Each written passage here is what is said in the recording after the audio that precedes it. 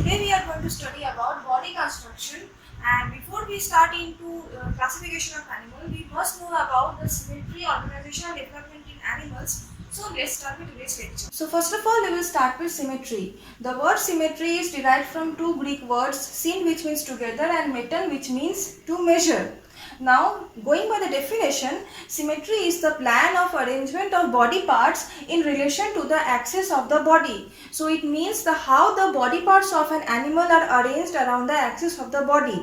Now, whatever things we see around us, if that object or that animal can be called symmetrical if it can be cut into two equal halves.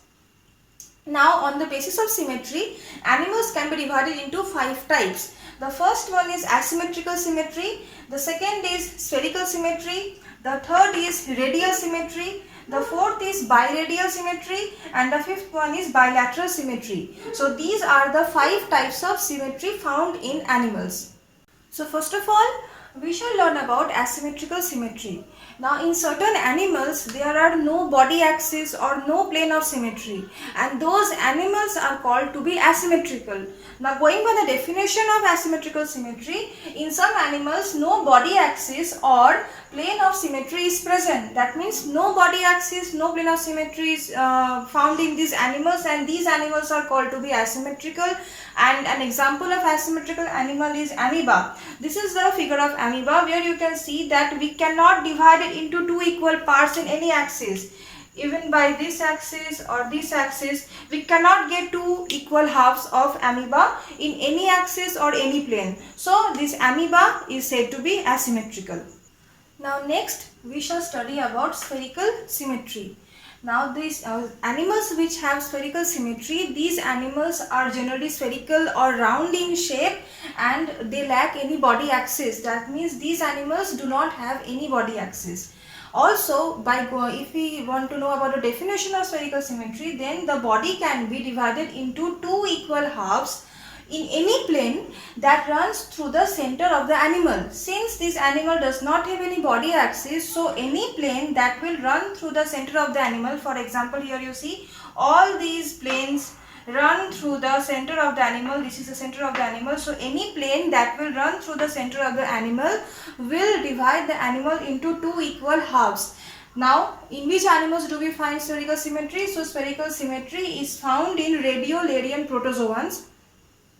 And the one thing that we must keep in mind that all the planes that will divide the animal into two equal halves must pass through the center of the animal. This may come in MCQ or this may come in 2 mark short questions. So, you must keep in mind. Now, next we shall study about radial symmetry. Now, these animals who have radial symmetry, these animals can be divided into two equal halves by any vertical axis that runs through the central axis. So, that means these animals have a central axis. In case of spherical symmetry, we saw that the animals having spherical symmetry did not have any body axis. But in case of radial symmetry, the animals possess a central axis, and any plane that runs through that central axis can divide the animal into two equal halves. Now, radial symmetry can be found in sponges, then sea stars, medusa, and then hydroids. And again, radial symmetry can be divided into 4 parts. These are tetramerous symmetry, pentamerous symmetry, hexamerous symmetry and octamerous symmetry. Now, on what basis are these types done? So, this tetramerous symmetry is found in those animals which have like 4 tentacles, and it can be these animals can be divided into 4 equal halves by the plane that runs through the central axis, and it can be found in jellyfish.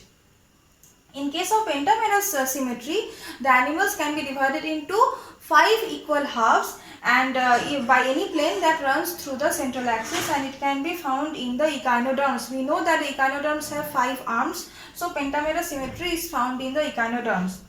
Hexamerous symmetry can be found in those animals where the animals can be divided into 6 equal parts by the plane that runs through the central axis, and it can be found in the hexacorallians.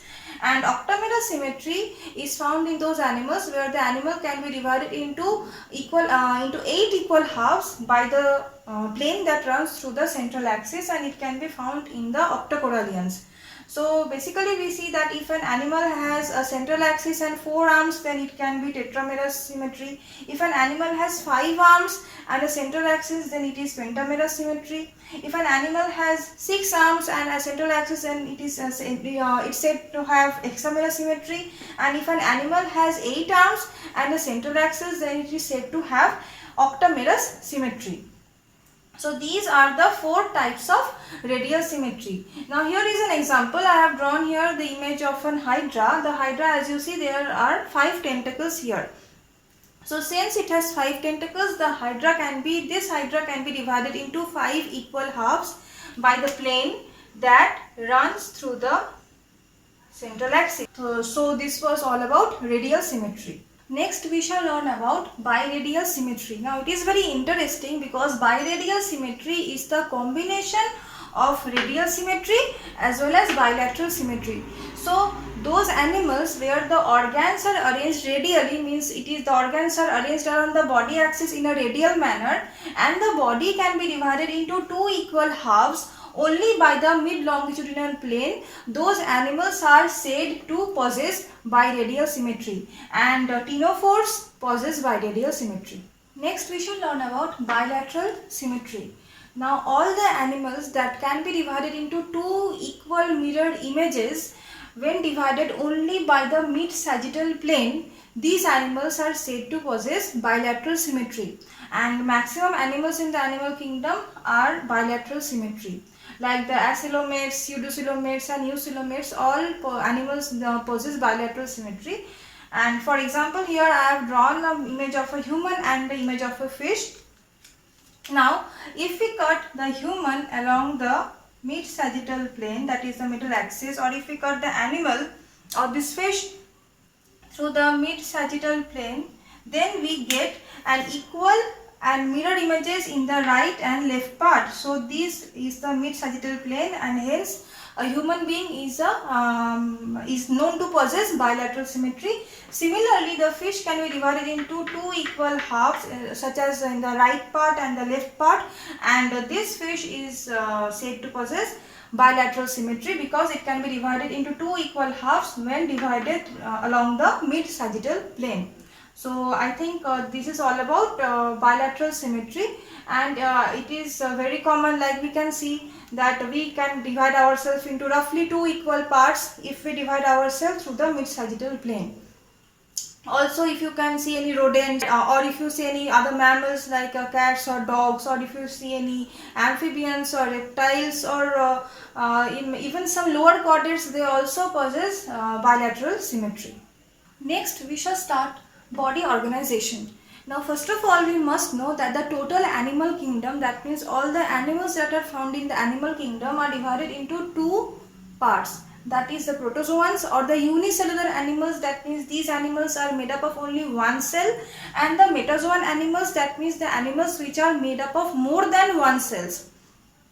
So metazoans, that is the animals which are made up of more than one cells. These animals are again divided into 3 types, that is the parazoa, mesozoa and eumetazoa. The parazoan animals, they are mainly of the poriferans, means the phylum Porifera is under parazoa. The mesozoans include phylum Rhombozoa and Orthonectida, and the eumetazoans are all the rest of the animals, that like we can say the Cnidarians or the Ctenophorans. All the animals, rest of the all multicellular animals are eumetazoans. Now these unicellular animals, since they are made up of only one cell, so we cannot say which is the anterior part or the posterior part, because it is just made up of only one cell. But the multicellular animals or the metazoan animals can be said to have anterior side or posterior side, or means in the previous part we saw that bilateral animals have to be divided by the mid-sagittal plane. So what is the mid-sagittal plane? So in this case we need to know about what are the different parts of an animal body. So the upper part of an animal body is called the anterior part. So here you will find an image where you can see that what is the anterior part of an animal. Next is the posterior part. That means the lower part of our body, the legs, these are the posterior part. So here you can find an image where you can see that this is the tail part or tail portion or the hind leg part. This is the posterior part of an animal. Then the lateral side means the sides of our body. These are the lateral sides. So these you can see, these are the lateral sides of an animal.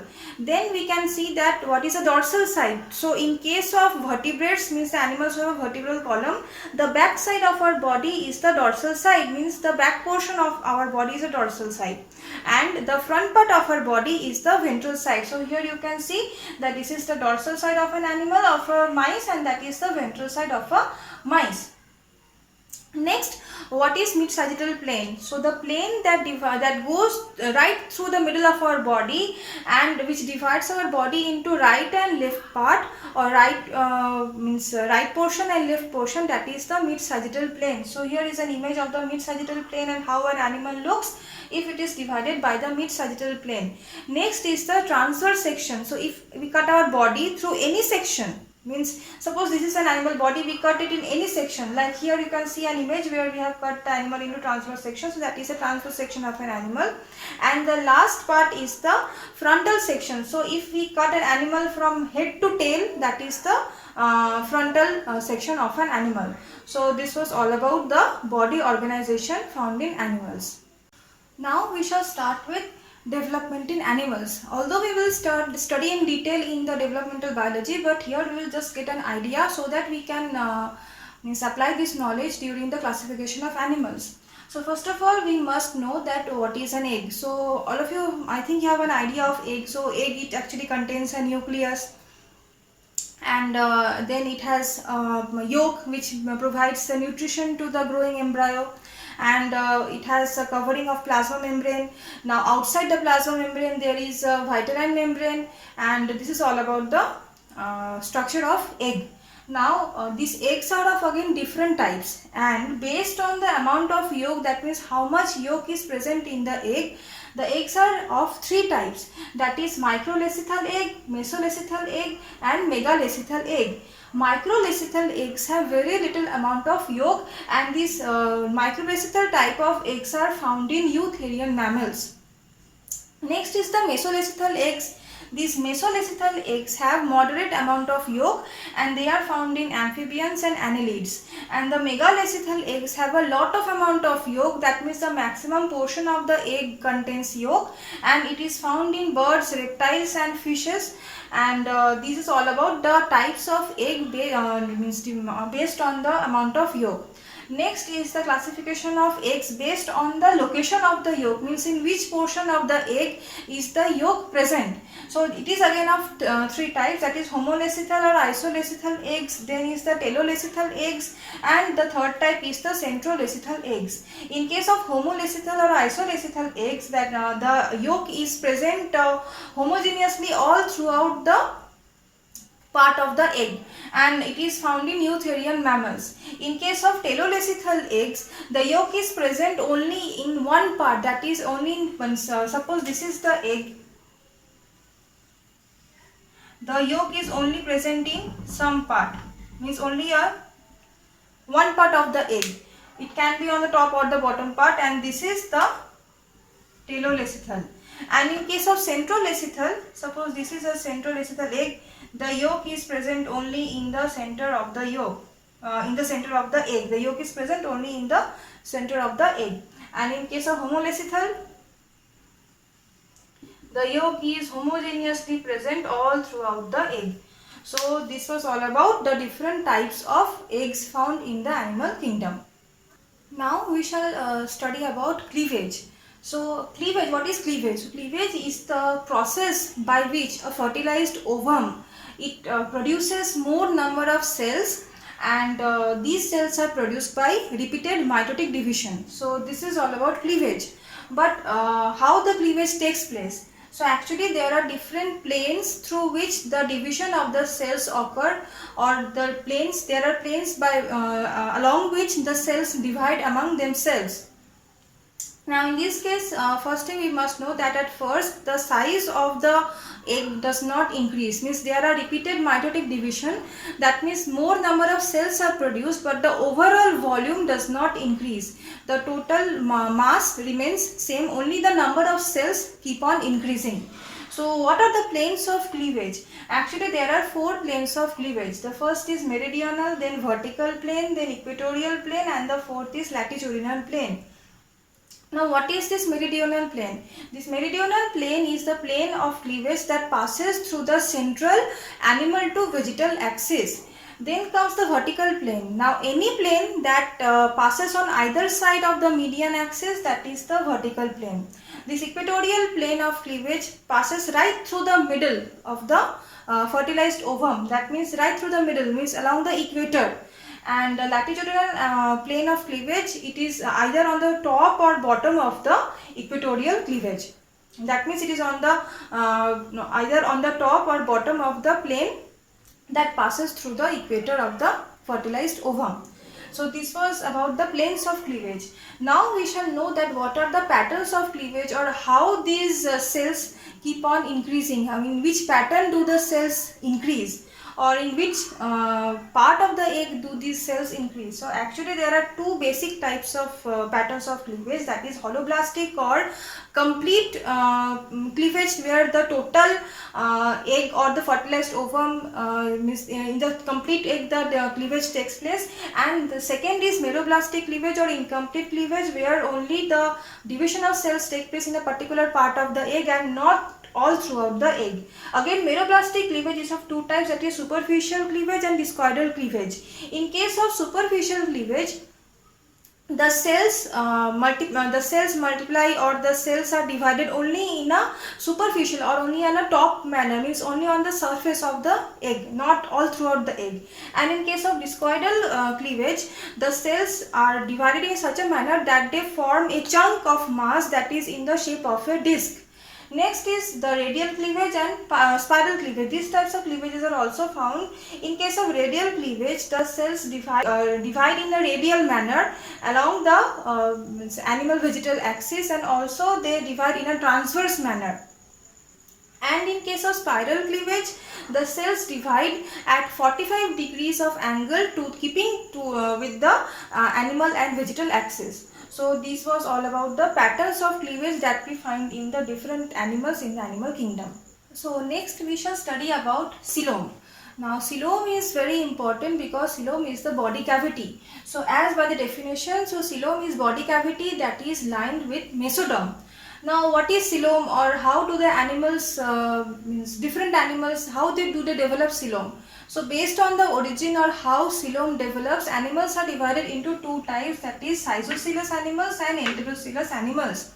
These schizocilous animals are generally the protostomes, meaning the animals where the mouth develops first during gastrulation. So what is gastrulation? So gastrulation is a process by which gut forms in an animal, and in these protostomes the mouth forms first. So it is, these protostomes are generally the arthropods and the mollusks. In this case you see, this is the ectoderm, this is the endoderm, and this is the mesoderm. Now when schizocilous means these animals, in these schizocilous animals, when the animal develop, then the mesoderm splits, and in between, when this mesoderm splits, the coelom, this cavity, it is the coelom. So coelom, as we said, that it is lined with mesoderm. So here you see, this is the ectoderm, this is the endoderm or the gut, and this is the mesoderm. The mesoderm has split and given rise to the coelom. So this is schizocilous coelom. The next is enterocilous coelom. In case of enterocilous coelom, it is found in the deuterostome animals. These deuterostome animals, in this case the anus develops first and the coelom develops when the this blastopore, it invaginates and forms later leads to the development of coelom. So this was about enterocilous coelom. So you will think that how do this gastrulation occur? So first of all, when a fertilized ovum an ovum is fertilized, so first of all the cells start dividing, and it gives rise to a mass of cell that is called morula. Now this morula is just a mass of cell, and again it divides, and later a fluid filled cavity or a blastocell develops within the mass of cell. And this blastocell, when it is present, then that mass of cell is called blastula, and when the gastrulation starts, then the mass of cell is called gastrula. So first of all it is the fertilized ovum, then morula, then blastula, and then gastrula develops. So this was about the origin of coelom. Next we shall study about what are the different types of coelom that we find in the animal kingdom. So today's last topic is what are the different types of animal based on the presence of coelom or body cavity. So actually there are three types of animals based on the presence of body cavity, that are acoelomate animals, pseudocoelomate animals and coelomate animals. In case of acoelomate animals, no body cavity is present. That is, only the ectoderm is present and the endoderm is present, and a mass of mesoderm is present, which is said to be as the body cavity. And these are found in the in all the animals till the platyhelminths. Next comes the pseudocoelomates or the false coelom. In case of the false coelom or pseudocoelomate animals, the body cavity, or that is the mesoderm, is not lined by any epithelial layer, so it is called as false coelom, and it is found in the nematodes. Means example of pseudocoelomates are the nematodes. And the last type is the coelomate animals or the true coelom. In case of the true coelom, there is an outer ectoderm and inner endoderm, and the mesoderm, that is the body cavity, the mesodermal lining again is lined with coelomic epithelium, which is very important. When the mesoderm is lined with coelomic, or the body cavity is lined with coelomic epithelium, only in that case the animal can be called as a true coelomate or coelomate animal. And all the animals starting from the annelids till the chordates are all said to be as coelomates, or having true body cavity or true coelom. So this was all about the body symmetry, body organization and development in animals, and I think this will make our base very clear, so that we can start with classification from the next class or the next lecture. So thanks all, and if you have understood this subject matter, then please like, share and subscribe to my channel, and press the bell icon so that you may get a notification of the next videos. And that's all for today. Thank you.